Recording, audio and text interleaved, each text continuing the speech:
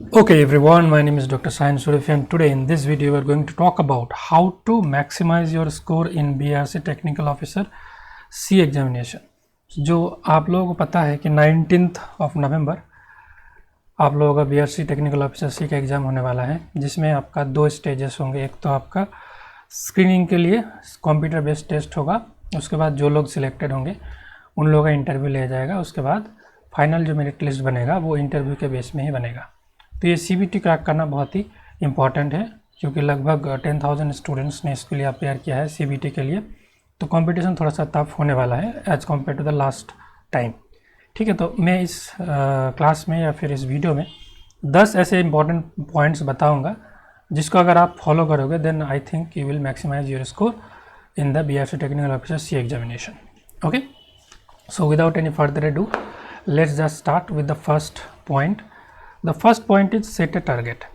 Okay, so whenever you are giving a test, जब भी आप टेस्ट देते हो तो उसमें जो टेस्ट का लेवल होता है वो तीन टाइप का हम लोग इसको डिवाइड कर सकते हैं. The question paper may be easy, the question paper may be moderate and the question paper may be so called hard.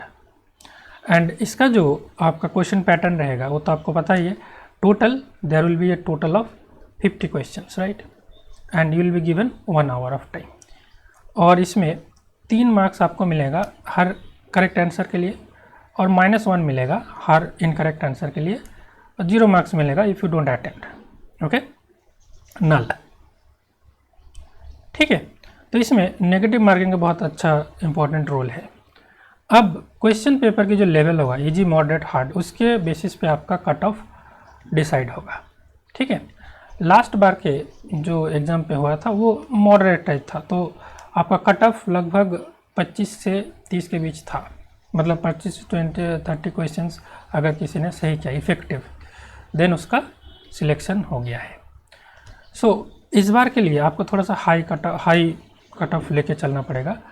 अगर मोरलेस अगर ऐसा आप कोशिश करो, अगर क्वेश्चन पेपर लेट्स से ईजी आ रहा है, लेट्स स्टार्ट विथ ईजी, तो आप at least this is at least you should keep in mind to get like sure cut off, to cross cut off for sure. Easy की केस में अगर आप 50 में से 40 क्वेश्चंस टारगेट करो, 40 क्वेश्चन आपका एकदम सही होना चाहिए. ठीक है, तो 40 into 3 जितना भी है. अगर मॉडरेट आता है तो आप मान के चलो लगभग 35, अब बहुत हार्ड आता है तो 32 ऐसा मान लो. तो इस टाइप का आप फिगर मान के चलो, ये एटलीस्ट करना ही पड़ेगा. आप अगर इससे बेटर कर पाओगे तो ठीक है. मतलब सबसे पहले आपका टारगेट होगा कि मिनिमम इतना क्वेश्चन अटैम्प्ट कर लूँ, उसके बाद अगर 2-3 क्वेश्चन बन रहा है तो उसको अटैम्प्ट कर लो. बट अननेसेसरीली गलत करने का कोई मतलब नहीं बनता.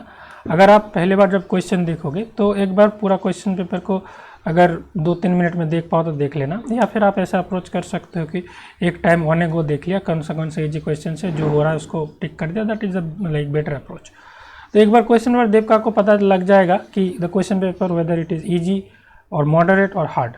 तो आपको एक ये वाला तो आइडिया लगाना पड़ेगा. उसके अकॉर्डिंग आप ऐसे करके एक टारगेट लेके चल सकते हो. You should always set a target. Otherwise बिना टारगेट के जाओगे तो आप कोशिश करोगे बहुत ज़्यादा करने का, बट अल्टीमेटली 20-25 में अटक जाओगे. ठीक है ना. तो एक क्लियर कट टारगेट आपको रखना चाहिए. तो ये है आपका first point, set a target. ठीक है, let's go to the second point. Second point जो है ये एग्ज़ाम के बाहर वाला सीन है. मतलब अभी 3-4 दिन ही बाकी है आपके एग्ज़ाम के लिए. तो आई थिंक सबका शॉर्ट नोट्स ऑलरेडी रेडी है, या फिर आप लोगों ने शॉर्ट नोट्स परचेज भी किया है फिजिक्स आपकी एप्लीकेशन से. वहाँ से भी आप रोज़ाना डेली बेसिस पे पूरा शॉर्ट नोट्स को रिवाइज़ करिए. जितने बार आप रिवाइज़ कर सकते हो उतना बेटर रहता है. शॉर्ट नोट्स एक ऐसा चीज़ है जितने बार आप रिवाइज़ करोगे नेक्स्ट टाइम पे उतने कम समय पे आप पूरा शॉर्ट नोट्स को कवर कर पाओगे. ठीक है ना.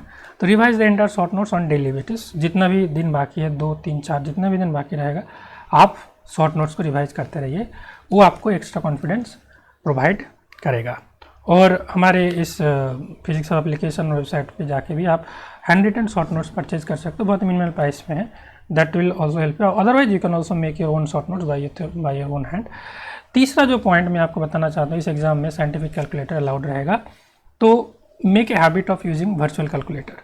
आप एंड्रॉयड यूज़र है तो प्ले स्टोर में जाके गेट वर्चुअल कैलकुलेटर बोल के सर्च करना, तो एक वर्चुअल कैलकुलेटर आपको आ जाएगा, उसका अपना मोबाइल पे इंस्टॉल कर लीजिए।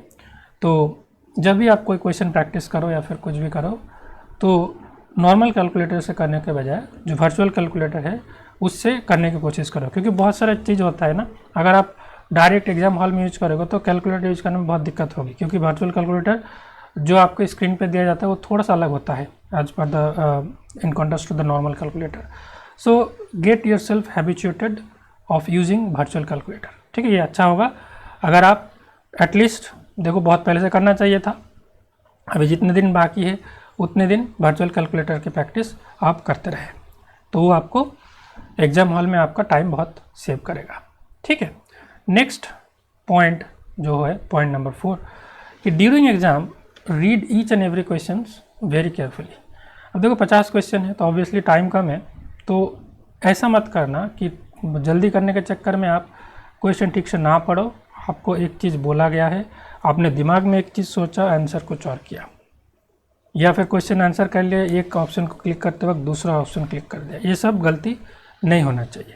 अब ऐसा मत सोचो कि ऑनलाइन एग्जामिनेशन है तो I can change the option any time, don't think in that way. How is our human psychology, एक बार आप क्वेश्चन अटेम्प्ट कर लिए, उसके बाद बहुत रेयर चांस है कि आप उसको दूसरे बार आओ उसको चेक करो। तो ऐसा सोचो कि एक बार आप टिक कर रहे हो तो ऐसा लाइक ऑफलाइन जो आप ओएमआर फिल करते हो उस तरीके से उसको ट्रीट करो, ठीक है ना। So be very attentive and careful while filling up the options and read the question very carefully, okay। So this was point number 4. Let's move on to the point number 5. During exam avoid illogical guessing। ऐसा होता है कि बहुत सारे time पे लग रहा है कि ये इसका क्वेश्चन का लेट्स सॉल्यूशन थोड़ा ज़्यादा होगा तो हम लोग एक गेस कर लेते हैं, ये थोड़ा सा लग रहा है ये होगा, ये ऑप्शन नहीं लग रहा है, ये ऑप्शन लग रहा है, क्योंकि एग्जामिनर आपका माइंडसेट के बारे में बहुत जानता है ना, तो वो लोग ऐसे ऑप्शन आपको दे सकता है कि जो लगेगा ठीक है ये तो यही लग रहा है, तो आप बिना कैलकुलेशन के करने जाओगे और एक गेस करके आंसर कर दोगे तो वहाँ पे आपका गलती होने का चांस है, और यहाँ पे आप गलती अफोर्ड नहीं कर पाओगे, ठीक है ना। You have to be as accurate as possible, you have to avoid negative marking at any cost. So during your examination time avoid illogical guessing. जितना हो रहा है, मैंने जो आपको मिनिमम सेट टारगेट बोला उतना आप जितना हो रहा है पहले कर लो, ठीक है। उसके बाद अगर आपको बहुत ही लॉजिकल कुछ गेसिंग आ रहा है, कुछ लॉजिकल पॉइंट है, उसके बेसिस पर आप अगर आंसर कर पा रहे तब करना, बट अवॉइड इलॉजिकल गेसिंग, ठीक है। ज़्यादा मार्क्स लाने के चक्कर में 2-3 ऐसे रैंडमली गेस करके that is not a good idea, ठीक है। जितना आता है उतना करो, एकदम एक्यूरेसी बेस्ट रखना। Next point number 6, during exam do not get stuck in one problem for a long time.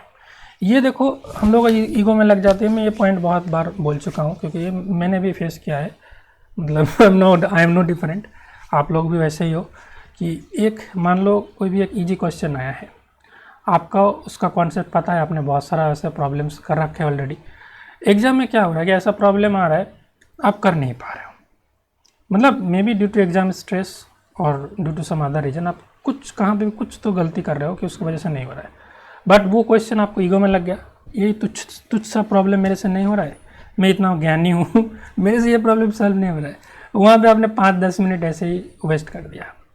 तो ये 5-10 मिनट वेस्ट कर दिया मतलब आप अपना यहाँ पे 5-10 मिनट वेस्ट नहीं कर रहा, आप अपना चांस 10-15% कम कर रहा क्वालिफाई करने का, ये माइंड में रखना। मेरे साथ हुआ है, मैं एक पर्सनल एग्जांपल देता हूँ। मैंने एक बार एक क्वेश्चन मुझे अभी भी याद है कि एक क्वेश्चन था कि कैनोनिकल ट्रांसफॉर्मेशन होगा कि नहीं, तो आपको पता है कि इसको कैसे चेक करना है, बहुत ही सिंपल क्वेश्चन है।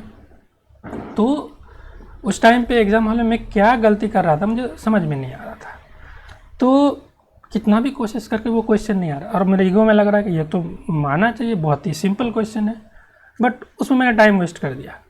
फिर बाद में जाकर देखा कि अच्छा ये तो इतना ईजी था, तो कभी भी आपको इगोइस्टिक होना नहीं है एग्ज़ाम हॉल में। अगर कोई क्वेश्चन नहीं हो रहा है, एक बार देखो, मैक्स टू मैक्स 2 बार देखो, उसके बाद आगे बढ़ जाओ। Always try to keep moving. Okay, मैं एक चीज़ हमेशा ये बता देता हूँ आप लोगों को, always keep moving in this examination, this kind of examination. ठीक है, नेक्स्ट पॉइंट पे चलते हैं, point number 7, do not gate nervous, stay confident and believe in yourself. तो एग्ज़ाम हॉल में जब आपका क्वेश्चन नहीं बनेगा तो आप ऑब्वियस है कि नर्वस हो जाओगे। ठीक है, थोड़ा बहुत नर्वस होना चलता है, बट इतना भी नर्वस मत हो जाओ कि आप एग्ज़ाम ही ख़राब कर दो। एक क्वेश्चन नहीं बन रहा है, ठीक है, दूसरा क्वेश्चन पे चलो, दूसरा क्वेश्चन नहीं बन रहा है, तीसरा क्वेश्चन पे चलो, चौथा क्वेश्चन पे चलो। 50 क्वेश्चन है यार, 50 बार आप ट्राई करते रहो, जितना भी क्वेश्चन आ रहा है आपको ना करते रहो। नर्वस नहीं होना है, कि टेक इट ईजी, सब चीज़ नॉर्मल है। एक टाइम पे 5 क्वेश्चन ना होना, 6 क्वेश्चन कॉन्जिक्यूटिव ना होना, that are everything is normal. Okay, so stay confident and most importantly believe in yourself, अपने ऊपर भरोसा रखो। ठीक है, अगर आप ऐसे 5-6 क्वेश्चन बैक टू बैक नहीं कर पा रहे हो, ऐसा सोचो कि आपके दोस्त या फिर आपका फेलो एस्पिरेंट भी वैसा ही कुछ फेस कर रहा होगा। ठीक है, you are not alone. Next point, point number 8, this point is very important, attempt easy and less time consuming question fast. मैं पहले पॉइंट में बता रहा था कि आपके पास 50 क्वेश्चन है, तो आप पहले 50 क्वेश्चन को जितना कम समय में हो सके गो थ्रू कर लो। जो जो हो रहा है या फिर थोड़ा सा कैलकुलेशन लग रहा है, बिना कैलकुलेशन के लग रहा है, उसको मार दो। जो भी ऑप्शन आ रहा है आपको सही लग रहा है, कॉन्फिडेंट हो आप, कर दो उसको, पहले टाइम में कर दो। मे बी आधा घंटा ले सकते हो या फिर 20 मिनट, जो भी जितना भी टाइम लगे। तो attempt easy and less time consuming question fast, क्योंकि यहाँ पे एक ईजी क्वेश्चन भी आपको 3 मार्क्स देगा, सबसे डिफ़िकल्ट क्वेश्चन भी आपको सेम 3 मार्क्स ही देगा। ठीक है, तो बेटर है कि आप जो क्वेश्चन ईजी है उसका अटेम्प्ट करो पहले, जो लेस टाइम कंज्यूमिंग है उसका अटेम्प्ट करो पहले। ठीक है, तो ये बहुत ही इंपॉर्टेंट पॉइंट है। मैंने बहुत, ये मेरा काइंड ऑफ कितने सालों का एक्सपीरियंस आप लोगों को कुछ पॉइंट्स के फॉर्म में बता दे रहा हूँ। ठीक है ना। नेक्स्ट प्रॉब्लम क्यों बोल रहा हूँ, point, next point number 9, give at least 1 to 2 full length mock test. देखो, जो लोगों ने मॉक टेस्ट ज्वाइन किया है, they are in good scenario. ठीक है, वो लोग देख लिए हैं कि कैसा टाइम लग रहा है, कितना क्वेश्चन कर पा रहे हैं, सब कुछ।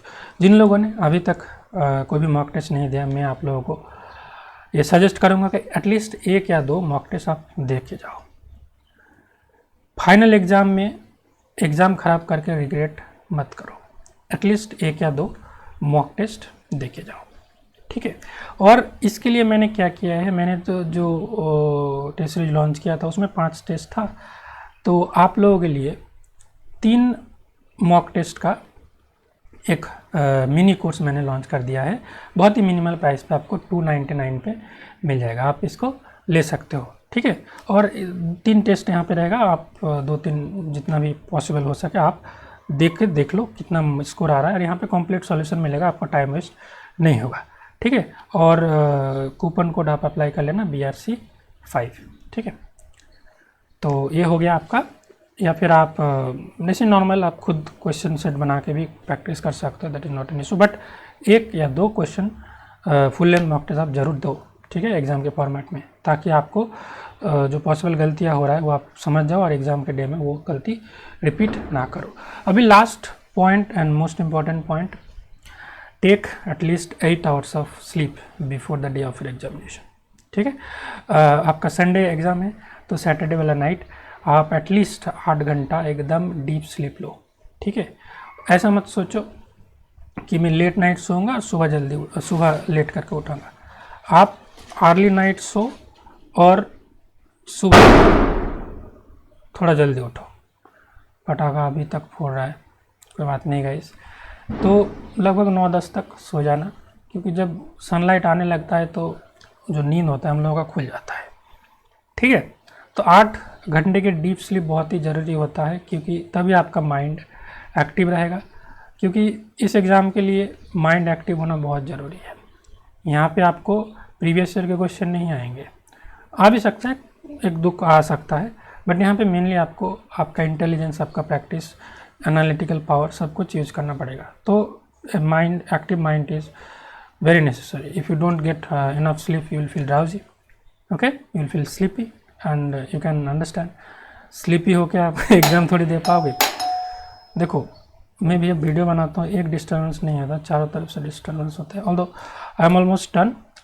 सो this was problem, this was point number 10। अभी देखो ये वाला मिनी बाग टेक्निकल ऑफिसर सी वाला टेस्ट आप ले सकते हो, और this is also the last date to avail this offer, you can see. और आप इसके लिए एनरोल कर सकते हो, सारा लिंक आपको डिस्क्रिप्शन में मिल जाएगा। So this is all for this video guys, I hope this points will help you to maximize your score in the BSc Technical Officer C. If you are new to this channel, please subscribe the channel and don't forget to press the bell icon. Finally, thanks for watching.